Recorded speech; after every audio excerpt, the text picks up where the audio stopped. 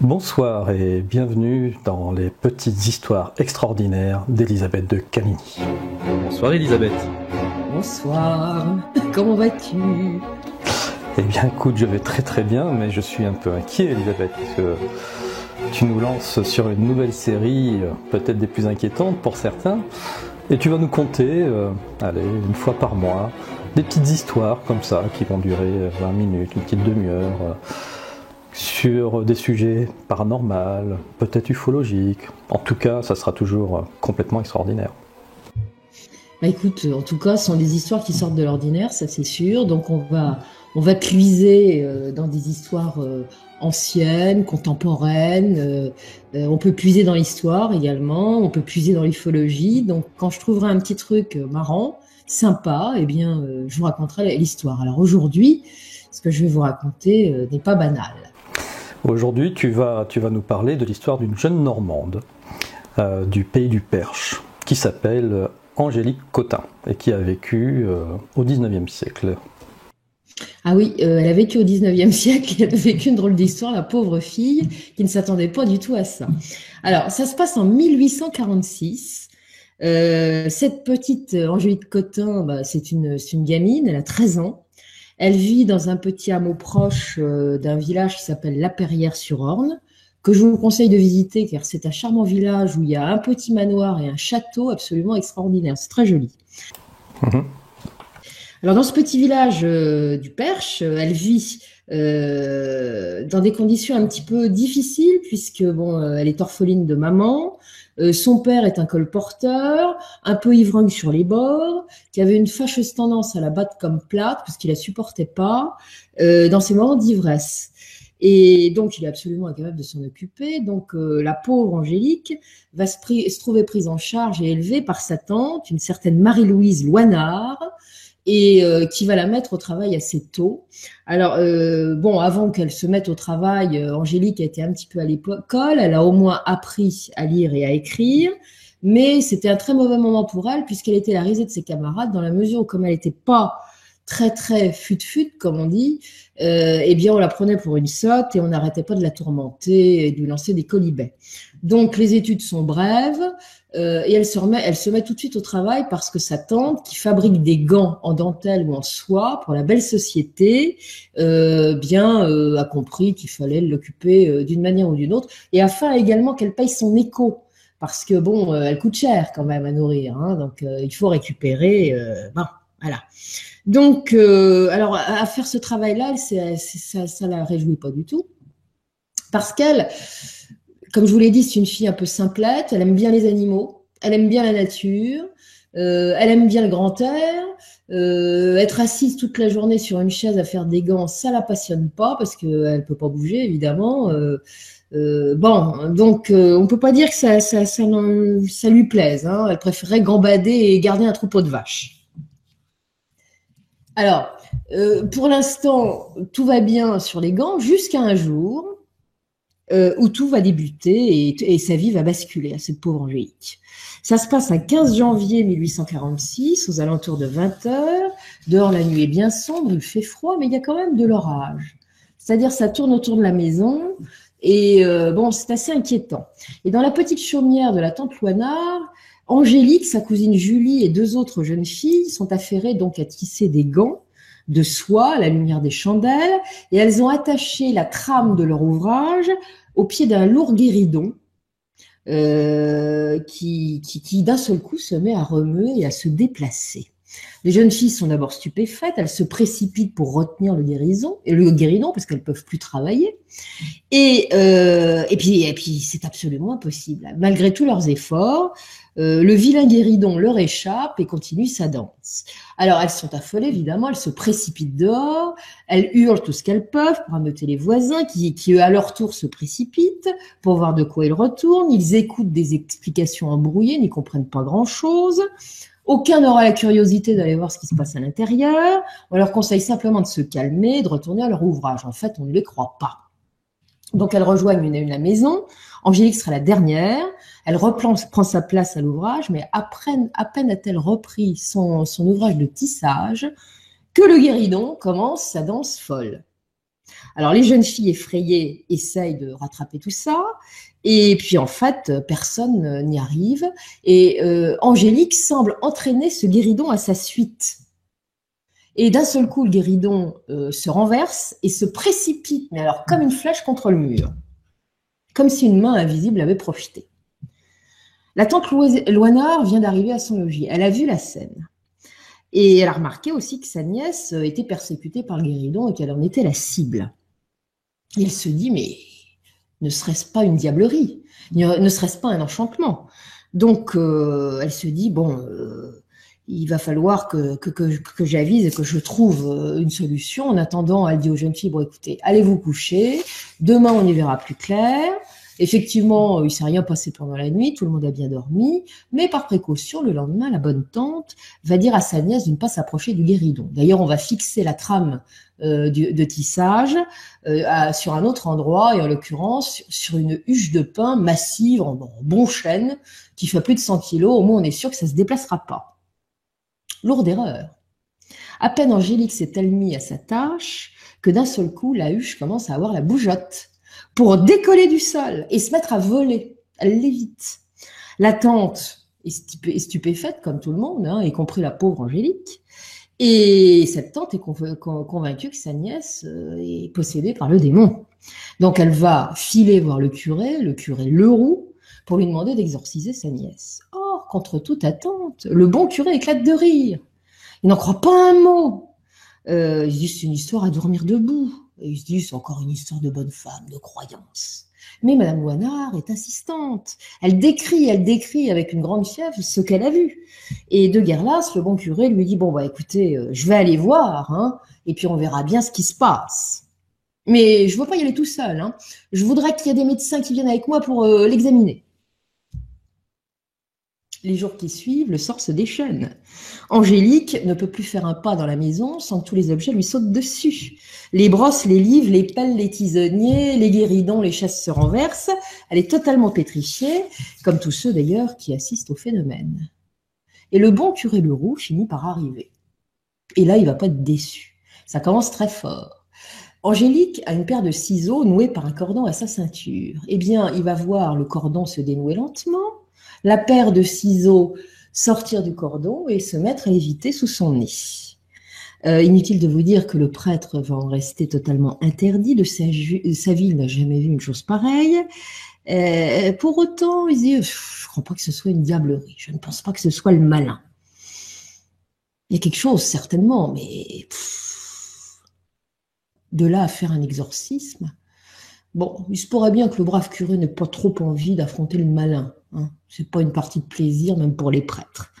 Et voilà que la tante Loinard est bien déçue. Qu'est-ce qu'il lui faut de plus à ce curé? Il a quand même vu. Il faudrait que quelqu'un fasse cesser ces pitreries diaboliques. Et elle est certaine, elle, que c'est bien le diable qui s'attaque à sa nièce. Enfin, avec ou sans le bon curé, il faut trouver une solution. Alors, elle va aller voir un aristocrate local qui s'appelle Jules de Farémont. Lui a la réputation d'être sérieux et de s'intéresser à la science. Il a une passion pour l'électricité. Donc elle sait que lui, au moins, il ne prendra pas pour une folle et qu'il va essayer de comprendre. Jules de Farémont va écouter, réfléchir, et il remarque que depuis quelque temps, le temps est à l'orage. Il se dit, ah bah tiens, si ça avait un rapport avec l'électricité, tout ça. Ben oui, peut-être. Alors il va aller voir la brave Angélique, il va l'écouter, et il va vouloir se livrer à une expérience. Comme ça, il en aura le cœur net. Alors, il se munit d'un pendule en moelle de sureau, d'une éprouvette et d'un bâton de cire à cacheter, et le voilà parti. Si, comme il le pense, l'électricité est la cause de tous les maux d'Angélique, au moins, ça se verra. Et effectivement, je ne sais pas comment il a fait avec tous ces instruments, mais enfin, il commence à comprendre qu'il y a un côté électrique là-dedans. Et il viendra à plusieurs reprises rencontrer Angélique. Et il va surtout remarquer, en observant ce qui se passe dans la pièce, que tout bouge quand elle approche. C'est comme si ça s'écartait d'elle. Tout se met à bouger quand elle approche. Ça fait un rebond, les meubles s'écartent, même quand une de ses jupes effleure le meuble, c'est-à-dire qu'elle n'a pas besoin de toucher. Hein. Un simple effleurement ou une simple approche suffit à déplacer quelque chose. Et il va constater également, en faisant ces mesures, avec le pendule probablement, que selon l'importance du phénomène, la charge d'électricité n'est pas la même. Mais enfin bon, il n'a pas d'explication, il se dit, mais c'est peut-être lié à une maladie nerveuse. Une mystérieuse maladie. Il faut dire qu'à l'époque, bon, Charcot n'a pas encore développé son truc sur l'hystérie, mais on s'intéresse beaucoup aux maladies nerveuses qui peuvent être concomitantes à des faits de possession notamment, et qui n'en seraient pas. Donc il décide de faire examiner la jeune fille par des médecins de la ville. Alors il va téléphoner, qu'est-ce que je raconte? Il va envoyer un petit billet à 4 médecins de la ville de Mamers, et il va expliquer le cas en leur disant il faudrait que vous m'assistiez et venir voir cette jeune fille, parce que peut-être elle a-t-elle une maladie mystérieuse. Tout le monde va se défiler, personne ne voudra venir accompagner Monsieur Jules de Farémont. Alors lui, il se dit, bon, puisque personne ne veut y aller, moi je vais me débrouiller toute seule et je vais essayer de soigner cette jeune fille. Donc il va commencer par faire livrer une baignoire au domicile de la tante Loinard, parce qu'il sait que dans les cas d'agitation nerveuse, eh bien les bains sont recommandés. Donc Angélique devra se baigner tous les jours pendant un bon moment et normalement ça devrait s'arranger. Le seul problème, c'est qu'il ne se passe rien.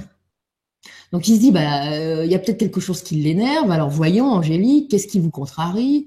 Et Angélique dit, moi j'aime pas fabriquer des gants. Moi, être assise toute la journée, ça me va pas, moi je veux garder des vaches. Ah bon, très bien. Si tu veux garder des vaches, ma fille, on va te trouver ça. Effectivement, il va lui trouver une place de vachère, comme ça devrait normalement ne plus la contrarier, ça devrait aller mieux. Oui, sauf qu'elle est vachère et dès qu'elle rentre chez elle le soir, ça recommence. Et le curé Leroux, pendant ce temps-là, il se tient au courant quand même. Et il va contacter un médecin qui s'appelle le docteur Christophe Verger pour qu'il aille examiner Angélique. Et ce médecin va bien vouloir aller voir la jeune fille. Et lors de sa visite, il va voir donc le festival des objets volants et surtout le déplacement de gros meubles. Alors ça l'impressionne beaucoup. Il est stupéfait, un peu démuni. Il va décrire précisément ce qu'il a vu dans une missive qu'il va adresser à un autre confrère, qui s'appelle le docteur Hébert, qu'il sait être féru de magnétisme. Le docteur Hébert se précipite chez les Loinard, vient regarder ce qui s'y passe, il en ressort enthousiasmé. Pour lui, il n'a jamais vu ça. Dans la foulée, il va écrire un article qui va paraître dans un journal qui s'appelle le Journal du magnétisme, dont il est un des co-éditeurs. Et dans cet article, il va décrire par le menu toutes ses observations, les observations des témoins qui ont vu également ce qui se passait. Et pour lui, c'est indéniable. C'est l'électricité qui est la cause des phénomènes, et c'est Angélique qui déclenche ces phénomènes. Et il va surnommer Angélique la torpille humaine, c'est dire. Et ce nom va lui rester parce que, par la suite, évidemment, les gens ont eu le journal, et puis il y a eu le bouche à oreille, et du coup, on va simplifier de torpille humaine, elle va passer au surnom de fille électrique. Et alors, la famille qui a trouvé que ça pouvait être intéressant de montrer les capacités de la jeune fille, va l'entraîner à Mortagne et puis à Bellem. On va la présenter à des notables qui vont s'enthousiasmer par le spectacle. On vient devant la maison maintenant à Perrières, on regarde, on attend, on veut voir. En fait, on voit rien du tout parce qu'on reste sur le pas de la porte. Et puis, il y a pas dans la foule, il n'y a pas que des gens du peuple. Il y a des notables, il y a des médecins, il y a des avocats, il y a des pharmaciens, il y a des ecclésiastiques. Il y a même des juges, il y a des professeurs et quelques scientifiques. Elle devient d'un seul coup une notoriété, mais en quelques jours. Et l'entourage familial, et notamment le papa colporteur, se frotte les mains.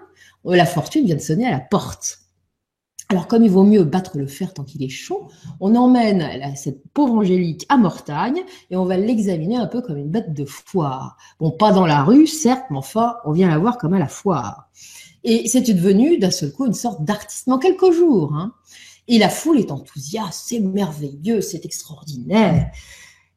Et Jules de Farémont, qui a tout de même une âme de chercheur, se dit que ça serait peut-être mieux pour sa protégée d'avoir une autre notoriété que celle d'artiste. Il a quelques relations, notamment à Paris, et il va convaincre la famille de monter à la capitale. Pourquoi pas? Donc le 12 février 1846, donc à peine un mois après le début des événements, voilà que la petite famille monte à Paris. On les installe dans un hôtel. Angélique reçoit dans sa chambre la visite d'un premier médecin qui s'appelle Stanislas Beyer. Celui-ci est accompagné d'un éditeur et les deux sont absolument subjugués. Et Stanislas Beyer va faire un rapport et il dit la chose suivante: j'ai vu 2 fois la jeune fille électrique. Une chaise que je tenais le plus fortement possible avec le pied et les 2 mains a été chassée au moment où elle s'y est assise. Une petite bande de papier que j'avais en équilibre sur mon doigt a été emportée plusieurs fois comme par un coup de vent. Une table à manger d'une moyenne grandeur et assez lourde a été plusieurs fois poussée et déplacée par le seul fait du contact de ses vêtements. Elle avait les mains derrière le dos. Le tablier et la jupe étaient sur la table, un peu écartés, et un instant après, il se fut un mouvement si violent dans le meuble que la chandelle restée dessus fut renversée, ainsi qu'une pincette qui était à côté. Il va décrire également, ce médecin, comment une force sortant du poignet et du pli du bras de la jeune fille parvenait à faire tourner une petite roue de papier. Comment également un lourd canapé où il s'était assis, d'un seul coup a été violemment poussé contre le mur quand Angélique a voulu s'asseoir à côté de lui. Il va décrire également comment une chaise maintenue au sol par plusieurs personnes, sur laquelle il était à demi assis, a d'un seul coup fichu le camp par en dessous quand Angélique a voulu s'asseoir sur l'autre moitié de la chaise. Donc effectivement, il est lui aussi totalement emballé et stupéfait. L'expérience de la chaise va être renouvelée à plusieurs reprises et à chaque fois, il se passe la même chose. Et il va noter dans son rapport que ces phénomènes ont des heures. Ça se passe de 7h à 9h du soir. Il y a également des exceptions. Le phénomène ne se produit pas quand elle est assise et que ses pieds ne touchent pas terre. Idem si ses pieds sont posés sur ceux d'une autre personne. Tout comme si on la fait asseoir sur ses 2 mains. Une lame de verre posée sous ses pieds ou sous ses fesses quand elle est assise sur la chaise empêche également que le phénomène ne se produise. Il va être également surpris. Il a amené un aimant avec lui, cet homme. Il va être surpris. On va bander les yeux d'Angélique et on va lui faire toucher à l'aveugle l'aimant. Et quand elle approche son doigt du pôle nord de l'aimant, elle reçoit la décharge et l'aimant bouge. Quand c'est sur le pôle sud, elle ne ressent rien. Et donc, il trouve que c'est absolument extraordinaire. Et puis, il voit bien c'est pas une affabulatrice. À chaque fois, elle prend des décharges électriques quand il se passe le phénomène, et elle a une expression à la fois douloureuse et terrifiée, parce qu'elle sait ce qui va se passer. Bon. Donc, il conclut, ce docteur, que Angélique Cottin est une villageoise dans toute l'acceptation du mot, au physique robuste et en pleine santé, mais d'une intelligence peu développée. Alors, ça veut dire quoi? Ça veut dire qu'elle souffre d'aucune pathologie particulière, elle n'est pas malade, mais ça veut dire aussi qu'elle n'a pas de capacité intellectuelle suffisante pour berner son monde. Le lendemain, 15 février, le secrétaire de l'Académie des sciences, qui n'est autre que le célèbre astronome et physicien François Arago, va être avisé de la chose. Et il va lire évidemment le rapport circonstancié qu'on lui a remis des observations. Il décide de voir par lui-même. Donc le lendemain, Angélique est convoquée. Elle se retrouve à l'Académie des sciences, et très exactement dans son annexe de l'Observatoire de Paris. Arago est là, avec 3 autres scientifiques de l'Institut. Ils ne vont pas être déçus. On va faire des tests. Et là, il va se passer exactement ce que le docteur Beyer a écrit dans son rapport. Inutile de vous dire que François Arago, tout scientifique qu'il est complètement éberlué, mais très convaincu. Donc, il va lire devant la commission de l'Institut et donc un panel de scientifiques un rapport qui a été établi par l'un d'eux, qui s'appelle le docteur Tonchou, et demander à l'issue de cette lecture qu'une commission d'enquête et d'observation soit formée. Effectivement, ça va être le cas, mais il y a quand même eu sur le coup un bruissement de surprise, parce que ce genre de truc, on se dit que souvent ce sont des charlatans qui font ça. La plupart sont persuadés que ces histoires de magnétisme, ce ne sont que foutaises. Mais bon, comme Arago insiste, on y va. Première séance d'études le lendemain, au Jardin des Plantes. Et là, Les scientifiques, y compris Arago qui est là, vont voir la chaise qu'Angélique approche, violemment repoussée alors qu'elle ne l'a même pas touchée. Hein.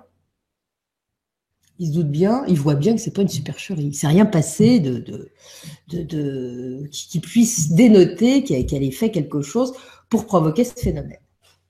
Et il va y avoir une série de phénomènes. Mais ça s'arrête là d'un seul coup. Et là, c'est quand même assez particulier. Parce qu'on ne comprend pas ce qui s'est passé. Alors, il faut savoir qu'Angélique, évidemment, par ses dons, a été approchée, les aigrefins pullulent, le papa était déjà là, mais elle a trouvé un impresario qui s'appelle Nicolas Cholet, qui donc est au test scientifique, il est présent, donc il est embarrassé de voir que les phénomènes ne se produisent plus. Il y aura d'ailleurs ultérieurement, le 23 février, une autre séance où il ne se passera rien non plus, et il va s'excuser auprès des scientifiques en disant que ses capacités se sont momentanément arrêtées, mais que ça va certainement reprendre, il n'y aura pas de problème. Sauf que les scientifiques, ils ne vont pas attendre 10 ans. Donc, il va y avoir un rapport circonstancié qui va être rendu le 9 mars, qui va être signé d'Arago, et qui va dire la chose suivante: on avait assuré que mademoiselle Cotin exerçait une action répulsive très intense sur les corps de toute nature, au moment où une partie quelconque de ses vêtements venait à les toucher. Aucun effet appréciable de ce genre ne s'est manifesté devant la commission. La commission se contentera de déclarer, en terminant, que le seul fait annoncé qui se soit réalisé devant elle est celui de mouvements brusques et violents, éprouvés par les chaises sur lesquelles la jeune fille s'asseyait. Et puis, ils vont continuer blablabla, et ils vont terminer en disant, à partir de ce moment, il nous fait annoncer que la jeune fille avait perdu ses facultés. Alors, ce qui est quand même marrant, c'est qu'entre les 2 séances de test, elle va dans les salons parisiens, c'est une attraction. Dans la bonne société, on la reçoit et ça marche. C'est devant les scientifiques que ça ne marche pas. Alors, qu'est-ce qui a bien pu se passer? Certains vont dire qu'elle a été trop sollicitée par les savants, donc ça lui a coupé ses moyens. D'autres vont prétendre que des ondes émises par des sceptiques scientifiques l'ont peut-être effectivement perturbée. Puis d'autres vont dire en se frottant les mains, tout ça, on savait bien, c'est de la blague, c'est une supercherie. On ne sait pas trop ce qu'Angélique Cotin va penser de tout ça. Ce qu'on sait en revanche, c'est que sa famille, voulant certainement sauver sa réputation, va la mettre dans l'ennui. Parce qu'ils vont clamer à tout le monde qu'elle est finalement maintenant en pleine forme et qu'elle va faire une belle séance devant tout le monde. Et on va organiser tout ça, il y a beaucoup de monde pour aller voir. Et là, c'est la catastrophe parce que les phénomènes attendus ne se produisent pas. Et Angélique va certainement vouloir sauver la face, donc elle va essayer de faire bouger une table avec son genou. Mais elle est maladroite. Donc ça se voit, le public en plus a les yeux aiguisés, et là, elle est confondue de fraude. Donc elle va partir sous les colibets et les sifflets, ça va faire beaucoup jaser, on va la traiter de pauvre idiote. Voilà. Après cette douloureuse expérience, Angélique retourne à la Perrière avec sa famille, et les phénomènes vont reprendre. Et Jules de Farémont, qui avait toujours cru en ces phénomènes et en l'honnêteté d'Angélique, va continuer à la soutenir, en déclarant à qui voulait l'entendre qu'il s'en portait garant, et que les savants n'avaient pas été assez loin pour l'observer. Et il est un peu déçu, Farémont, parce qu'il aurait bien voulu connaître la cause, et que les scientifiques n'aient pas été jusqu'au bout, ça le frustre un peu, vous voyez. Et puis, les choses vont avancer. Il va écrire une fois à un ami qu'il est convaincu qu'elle n'a jamais été ensorcelée, que lui, il est persuadé que c'est électrique, mais malgré tout, il y a quelque chose qui le dépasse. Il pense qu'il n'y a pas que ce phénomène électrique qui soit en cause, il y a peut-être quelque chose de plus surnaturel, mais il précise pas quoi, parce qu'il n'en sait rien. Et il a compris quand même que Angélique n'était pas banale, et que ça dépassait ses compétences. Donc, l'affaire va s'arrêter là. Et on ne va jamais plus entendre parler d'Angélique. Sauf en 1898, 52 ans plus tard. Un journaliste qui est rattaché à l'Écho du Merveilleux, qui est un journal orienté sur le paranormal, va retrouver la trace de la brave dame. Alors, 52 ans au passé, comme je l'ai dit, c'est maintenant une femme âgée. Elle est mariée, elle s'est mariée, elle est veuve, hélas, mais elle porte désormais le nom de Deuxil. Elle a eu 7 enfants, dont 3 sont décédés, et elle vit dans une solitude et une grande sobriété. Elle n'a pas beaucoup d'argent. Et donc, elle est contente d'avoir de la visite. Et elle va raconter aux journalistes son aventure quand elle était jeune. Et elle raconte comment tout s'agitait, comment tout volait, au moindre frôlement. Elle va lui conter aussi quelque chose qui l'a beaucoup affectée, ses déboires avec la religion. Parce que quand elle est rentrée de son aventure parisienne, le bon curé Leroux va tout bonnement lui interdire l'accès de son église. Et va lui dire, comme si cela ne suffisait pas, que pour sa communion, si ses folies persistent, eh bien, elle ne fera pas sa communion. Et puis même que si elle se marie, eh bien, elle devra rentrer pieds nus dans l'église. Et il ne va pas céder, le curé. Et pour autant, Angélique, qui est une brave fille, n'en voudra pas au curé. Elle se contentera simplement de jurer qu'elle n'a jamais été ensorcelée, qu'elle n'a jamais été possédée, comme on a voulu le faire croire. Au début, elle y avait pensé. Elle s'est dit, mais c'est peut-être le diable, elle se l'est dit. Mais les scientifiques, quoiqu'ils ne l'aient pas écrit dans leur rapport, ceux de la commission Arago, lui ont quand même dit qu'après les tests et ce qu'ils avaient vu, que c'était probablement lié à l'électricité, son problème. Parce qu'elle devait avoir la capacité d'accumuler en elle l'électricité, la charge électrique comme une bouteille de LED. Alors, qu'est-ce que c'est que la bouteille de LED? Eh bien, c'est l'ancêtre du condensateur. Et elle avait servi pendant des années dans les foires pour provoquer des chocs électriques aux bonnes gens qui trouvent ça très amusant. Donc, on la compare à cet objet. Et le journaliste va rapporter une parole d'Angélique Cottin. Elle va lui dire, si je posais les doigts sur une bouteille remplie de retail métallique, je la chargeais. La soie et le soufre étaient les deux meilleurs conducteurs de mon fluide.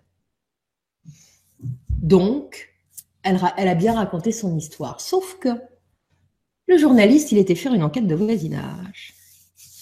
Et avant de venir la rencontrer. Et il va apprendre qu'une rumeur tenace voulait qu'elle ait été un jour victime d'une malédiction. Elle revenait ce jour-là du catéchisme, elle était avec deux amies, et d'un seul coup, elles étaient sur le chemin. Voilà qu'une vieille bonne femme, qui ressemble à moitié une mendiante, moitié une sorcière, surgit devant elle. Elle se jette sur Angélique, lui prend les mains, les met sous son tablier, et en ricanant, elle lui demande si par hasard, elle n'avait pas peur de l'onglet. Et cette femme va disparaître sous les yeux des jeunes filles, et on ne la reverra jamais. Puis il y a d'autres rumeurs qui vont être colportées, comme quoi le père d'Angélique, le colporteur, était à moitié sorcier. D'abord, il était bizarre, il avait les cheveux très longs, ce qui ne se faisait pas à l'époque. Et puis il faisait peur aux enfants, il faisait des cris d'oiseaux. Et puis surtout, il aurait dit qu'il aurait donné son âme au diable pour devenir très riche. Alors évidemment, on sait qu'il a tiré parti des phénomènes qui ont tourné autour de sa fille. Donc il y a bien diablerie sous tout ça. Alors là, quand le journaliste raconte ça à Angélique, elle est écœurée, indignée, et elle va nier avec vigueur tout ce qu'on lui reproche. Et elle va avouer, d'une certaine manière, ce qui lui est arrivé. Elle va dire que dans la journée fatidique du 15 janvier 1846, celle où les phénomènes se sont manifestés dans la soirée, eh bien, elle a pris un coup de foudre. Elle était sur le chemin avec des copines, et la foudre lui est tombée dessus. Les camarades se sont enfuis parce qu'elles pensaient qu'elle était morte. Et puis en fait, elle n'était pas morte du tout. Elle a repris ses esprits. Et quand elle a repris ses esprits, elle a senti une grande oppression et comme une grande agitation intérieure. Et quelques heures après, eh bien, les phénomènes ont commencé. Elle va dire également qu'à Paris, finalement, cette histoire-là, ça lui a permis de connaître des gens et de voir des choses qu'elle n'aurait jamais vues, hein, elle pauvre paysanne, et que c'était un bon moment, même si son père en profitait, ramassait un peu d'argent. Elle regrettait rien de cette histoire. Et puis elle va dire aussi comment elle a perdu ses dons. Alors elle s'est mariée à 17 ans, Angélique, elle avait déjà 2 enfants. Et puis son mari a commencé à vouloir profiter de ses dons, comme le papa, il s'est dit ça va rapporter. Et du jour au lendemain, on ne sait pas pourquoi, elle avait 23 ans.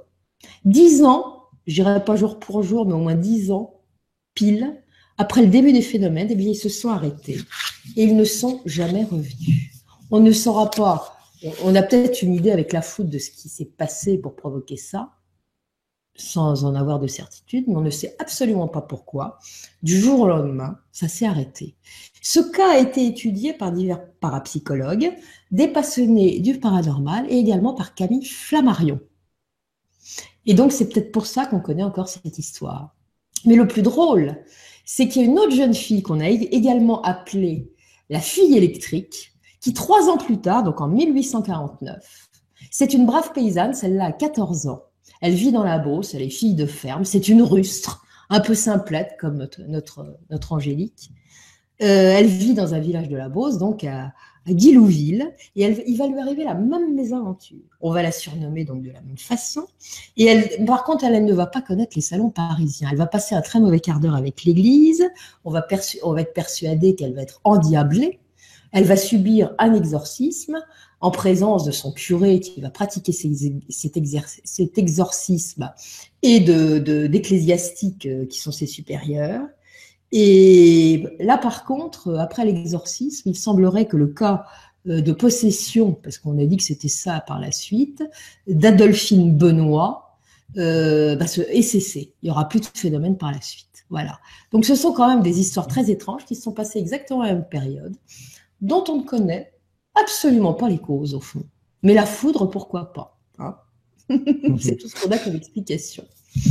Et est-ce qu'il y aurait d'autres cas similaires, on va dire, sur des périodes finalement plus récentes, qui auraient pu se produire ailleurs? Il y a eu un cas, je crois, en Nouvelle-Zélande, c'est un photographe qui s'est fait foudroyer, il a pris un coup de foudre. Et pendant quelques jours, il lui est arrivé exactement la même histoire. Donc ça pourrait corroborer ce qui est arrivé à Angélique Cotin, hein. Mais ça n'a pas duré 10 ans. C'est sûr. Et le gars a eu des problèmes aussi de déplacement d'objets, de trucs un peu bizarres pendant les jours qui ont suivi son coup de foudre. Voilà. Mais pour le reste, bon, je pense que ça doit exister, mais enfin, voilà. C'est pas aussi documenté que cette histoire-là, hein. En tout cas, c'était une histoire extraordinaire et je pense que tu as électrisé l'attention de tout notre public pendant ce petit récit. Merci Elisabeth. J'espère. Écoute, il n'y a pas de quoi. Alors je vous dis à bientôt, hein, avec une nouvelle histoire. À très bientôt.